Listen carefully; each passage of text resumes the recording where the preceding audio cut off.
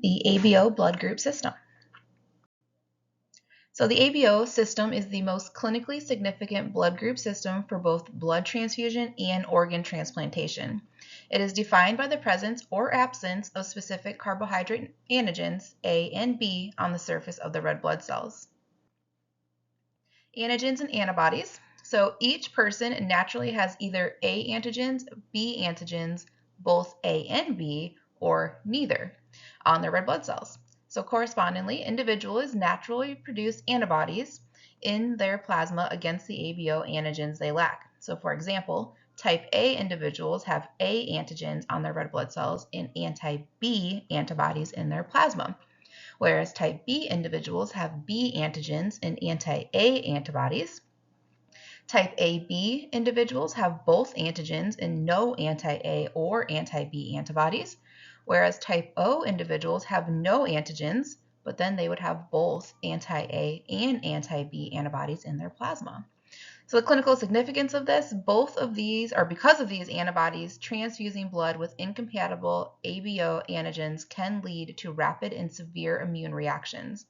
So the recipient's antibodies attack donor red blood cells bearing foreign ABO antigens, causing hemolysis or destruction of the transfused cells. This can trigger a serious and potentially fatal transfusion reaction called an acute hemolytic transfusion reaction. So the importance of transplantation with ABO. So ABO compatibility, is also critical in organ and tissue transplantation, and this is to help prevent rejection of that tissue.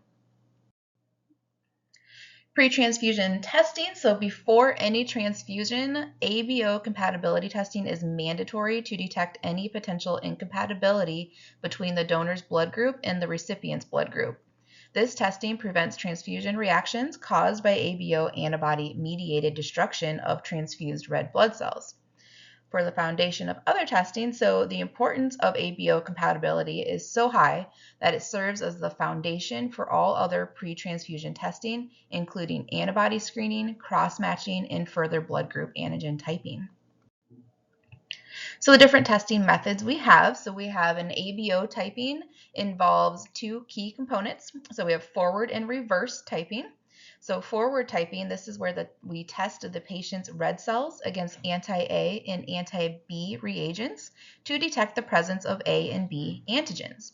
Where the reverse typing, this is where we test the patient's serum or plasma against known A and B red cells to detect the presence of anti-A or anti-B antibodies. If you are in my class, there is a video on this slide, so make sure you download the PowerPoint to view that. For the inverse reciprocal relationship between forward and reverse typing, so forward typing detects antigens present on the patient's red blood cells, while reverse typing detects antibodies in the patient's serum against anti-A and B. If a patient's red blood cells express antigen A, so they were forward typing positive for A, their serum will naturally contain anti-B antibodies. That's the reverse typing, which would be positive for anti-B. So conversely, if red blood cells express antigen B, the serum contains anti-A antibodies. This inverse reciprocal relationship helps confirm ABO blood group identity and ensures accuracy. The naturally occurring antibodies, so ABO antibodies, anti-A and anti-B, are usually naturally occurring, meaning they develop without prior exposure to foreign red blood cells through transfusion or pregnancy. These antibodies generally appear within the first few months of life. So the role of bacteria in antibody formation. So it is postulated that exposure to environmental substances, especially bacteria in the gastrointestinal tract, can stimulate the production of these antibodies. Some bacteria have antigens that resemble A and B blood group antigens, which may prime the immune system to produce corresponding anti-A or anti-B antibodies. For ABO antibodies, they are predominantly an IgM class. So the antibodies against A and B antigens in the ABO system are, once again, primarily IgM or immunoglobulin M. IgM antibodies are large pentameric molecules, which makes them very effective at cross-linking red blood cells and causing agglutination. For complement activation at 37 degrees Celsius. So although ABO antibodies are mostly IgM and react best at colder temperatures like room temp or below, they can also activate the complement system at body temperature, which is at 37 degrees Celsius. So complement activation can lead to the destruction or lysis of transfused incompatible red blood cells, which can cause a hemolytic transfusion reaction. There can also be reactivity at room temperature or colder. So ABO antibodies typically react strongly at room temperature or colder. This is a feature that distinguishes them from many other blood group antibodies, which generally will react better at body temp. There are also strong direct agglutination reactions. So due to the pentameric nature of IgM and the abundance of ABO antigens on red blood cells, ABO antibodies produce strong and visible direct agglutination without the need for enhancement techniques or incubation. So this makes ABO typing straightforward and reliable in the routine blood bank testing world. For reagent anti-A, this is a prepared antibody reagent used in blood typing to detect the presence of A antigens on the red blood cells. It is typically made from monoclonal or polyclonal antibodies that specifically bind to the A antigen. When mixed with the blood sample, agglutination indicates the presence of A antigen on the red blood cells. For reagent anti-B, this is similar to anti-A, where this reagent is used to detect B antigens on the red blood cells. Agglutination with anti-B reagent indicates the presence of B antigen on the red blood cells. Then we also have reagent anti-AB. This reagent is a combination of anti-A and anti-B antibodies. It can be used as a quick screen to detect either A or B antigens on the red blood cells. Agglutination with this reagent indicates the presence of either A or B antigens, or both in the case of somebody that has an AB blood group. For monoclonal antisera, so this is derived from a single clone of B cells. Monoclonal antisera contains antibodies that are uniform and specific for one epitope on the antigen. They provide consistent and specific results in blood typing. Most modern ABO typing reagents are monoclonal because of their reliability and reproducibility. But we do have some polyclonal antisera, and this contains a mixture of antibodies produced by different B cell clones, each recognizing different epitopes on the antigen. Historically, this was used in blood typing, but less specific than monoclonal reagents. They may show stronger reactions due to binding multiple sites, but can sometimes cause less specific agglutination. So inheritance of the ABO blood groups. So the ABO blood group system is inherited according to the Mendelian principles, where genes are passed from parents to offspring in a predictable pattern. The ABO blood group is determined by a single gene called the ABO gene, which exists in three main allelic forms. We have the A allele and the B allele and then the O allele. Each person inherits one allele from each parent, resulting in their blood type. The O allele is recessive, meaning a person must inherit two O alleles to express blood group O. The A and B alleles are dominant over the O allele, so inheriting either A or B with O results in blood group A or B, respectively. Codominant expression, so the A and B alleles are codominant, meaning if both are present, like somebody who has AB blood type, both antigens are equally expressed on the red blood cells. Like I said, mentioned just a little bit ago, this results in the AB blood group, where red blood cells express both A and B antigens. Unlike simple dominance, where one allele masks another, codominance allows both alleles to be fully expressed in the phenotype.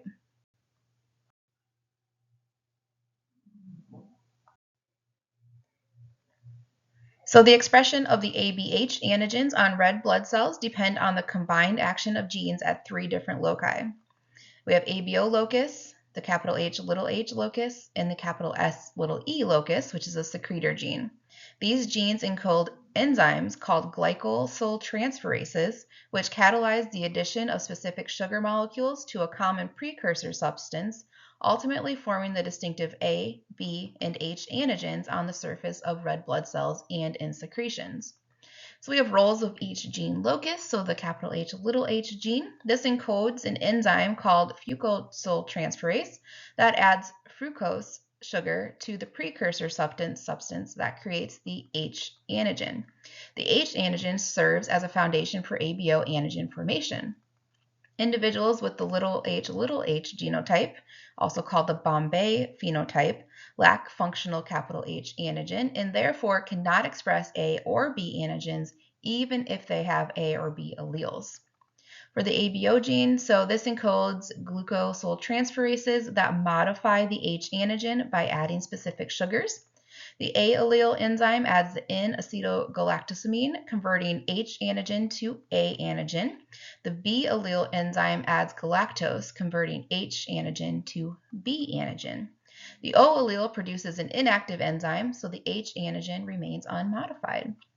For the capital S little e gene, this determines secretion of the ABH antigens into bodily fluids like saliva, tears, and mucus. Secretors express soluble forms of the ABH antigen in their secretions, while non-secretors do not. So, importance of the H gene. So, the H gene is critical in the formation of the H antigen, which is the precursor for the A and B antigens on the red blood cells. Without a functional H gene, the H antigen is not produced, so the ABO glucosyltransferases cannot add sugars to form A or B antigens.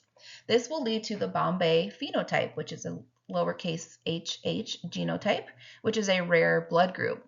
So the Bombay phenotype, as mentioned just a little bit ago, this is an extremely rare blood type. This was first discovered in Bombay or Mumbai, India. So individuals with the Bombay phenotype lack the H antigen on their red blood cells. As a result, even if they genetically carry A or B alleles, they do not express A or B antigens because the substrate, the H antigen, for these modifications is missing. Their blood type appears as O by routine ABO testing, but they also produce anti-H antibodies in their serum. This makes blood transfusion complicated because they can only receive blood from other Bombay phenotype donors. So transfusions with regular O blood, which has the H antigen, will actually cause a severe immune reaction. For ABO subgroups, so there are certain phenotypes that exhibit weaker or variable serological reactions when tested with commonly used human polyclonal anti-A, anti-B, and anti-AB reagents.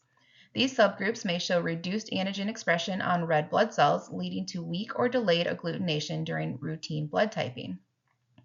This weaker reactivity can complicate the identification of the exact blood group and requires careful testing.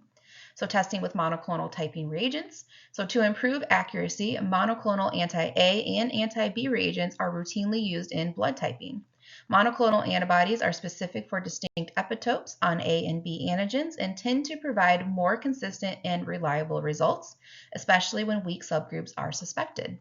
These reagents help distinguish weak subgroups from normal ABO groups, ensuring proper classification and safe transfusion practices. For A subgroups, so the A blood group was first described or discovered, by von Dungen in 1911. This A group is divided mainly into two subgroups, so we have an A1 and an A2. These two subgroups can be distinguished using anti-A1 lectin, which reacts with A1 cells but not with A2 cells. This differentiation is important because the subgroups can have clinical implications in blood transfusion and compatibility testing. For the prevalence, so generally A subgroups are more common than B subgroups. Among individuals with blood group A, about 80% have the A1 subgroup, while the rest will typically have A2 or some other weaker subgroup. The forward grouping reagent anti-A will strongly agglutinate red blood cells of both A1 and A2 phenotypes, meaning both types react positively with anti-A serum. However, anti-A1 lectin is specifically used to differentiate between A1 and A2 subgroups. The A1 cells will agglutinate strongly with anti-A1 lectin, while A2 cells will not react with anti-1 lectin, or if they do, it will react very weakly. So the clinical significance. So this differentiation helps in transfusion medicine to ensure compatibility, especially in cases where an individual with an A2 subgroup may produce anti-A1 antibodies. So correct identification of these subgroups can prevent unexpected transfusion reactions.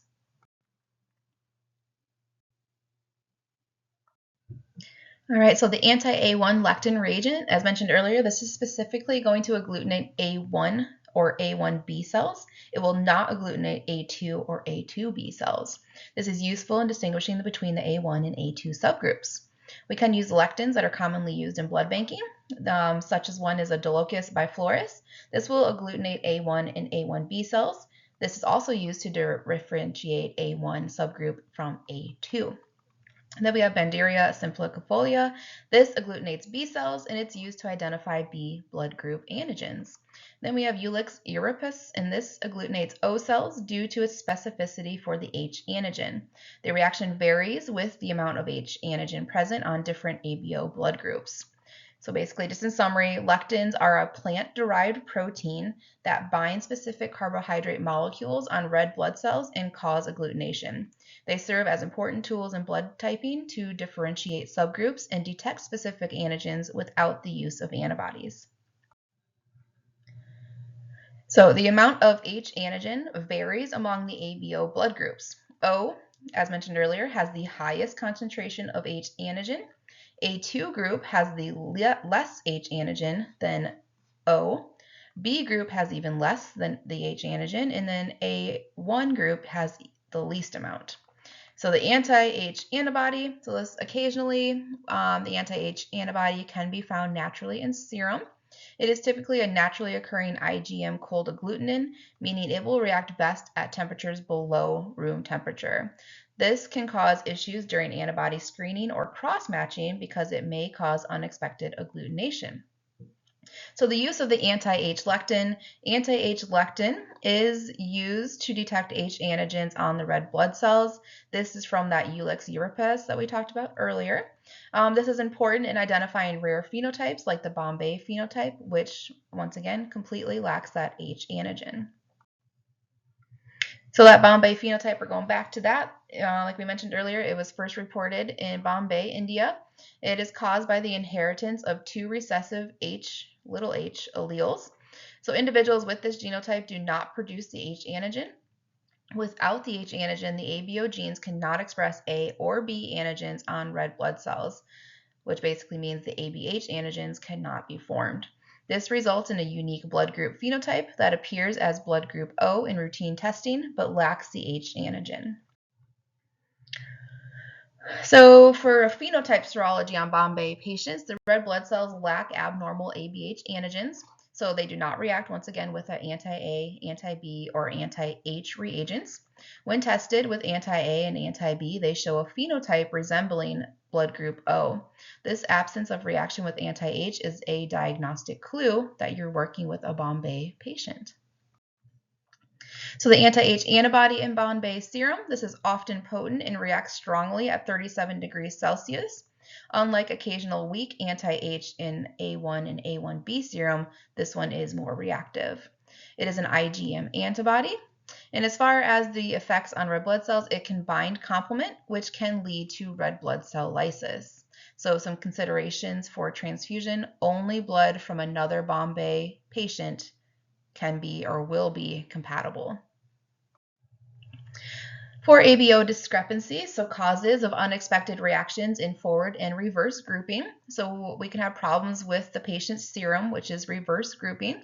And we can have problems because of the presence of cold agglutinins, maybe the presence of unexpected antibodies, or even weak or missing antibodies in the serum. We can also have problems with the patient's red cells, which would be forward grouping. So they may have weak or missing antigens on red cells, subgroups of A or B with weaker expression, or they may even have some other antigenic variants. We may have some problems with both the serum and the cells, so this combination of the above issues can lead to discrepancies. So group 1 discrepancy is usually caused by problems with the patient's serum, so that reverse grouping. Group 2 is going to be caused by that forward grouping or the patient's red cells.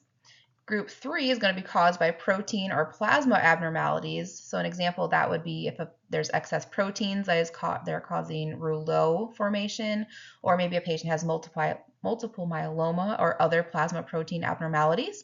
Then you have group 4 discrepancies. So this is really just kind of miscellaneous cases. They don't really fit anywhere else. And some example of that would be an unexpected reaction due to reagents or technical errors. Or just other causes, like I mentioned earlier, that don't really fall into groups 1 through 3. So resolution of group 1 discrepancies. So chimerism. So cause of this, it would be blood transfusion, bone marrow or stem cell transplants, exchange transfusions, or fetal maternal bleed. For resolution, we can review patient history for recent transfusion or transplants, perform extended phenotyping or genotyping to identify mixed cell populations. We can use molecular methods like PCR for the chimerism detection. And in cases of fetal maternal bleed, we can do the Kleinhauer-Becky test or flow cytometry, which can be helpful in diagnosis. For group 2 discrepancies, so enhancing weakly reacting antigens, so use room temperature incubation to improve the detection of weak antigens on red blood cells. Pre-treatment of the red blood cells with enzymes, so sometimes enzyme treatment can enhance or expose antigens, which can help aid in finding or detecting them. And the acquired B antigen, so special consideration when B antigen is acquired, which can also lead to possible discrepancies. So group 3 discrepancies, so the effects of rouleau. Rouleau formation can mimic agglutination, which could cause a false positive reaction. The effects of Wharton's jelly, so this is found in cord blood. Wharton's jelly can also cause a false appearance of agglutination. Group 4 discrepancies. So we have to consider that there may be a cold autoantibody for this patient, or the patient's red blood cells can be tested with Docalus biflorus to confirm the presence of an ABO subgroup. That is, remember, the Docalus biflorus lectin reacts specifically with the A1 red cells and is used to differentiate from other A subgroups.